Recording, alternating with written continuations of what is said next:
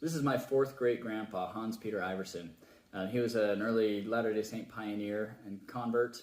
He was from Denmark, and so he was born in the early 1840s, and in 1854, missionaries from the Church of Jesus Christ of Latter-day Saints arrived in his town.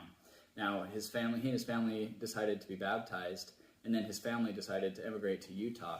The challenge was he decided that he needed to stay behind and wanted to serve as a missionary.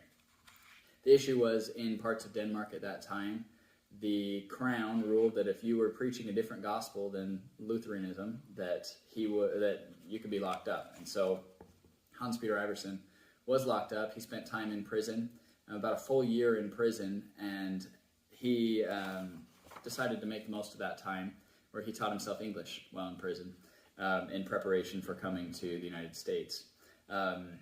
He was finally released and continued serving his mission, and then was locked up yet another time for preaching about the Book of Mormon. And at that point, he decided it was time to get out of there. They knew who he was and what he was doing. And so he stowed away on a ship, had to escape Denmark that way.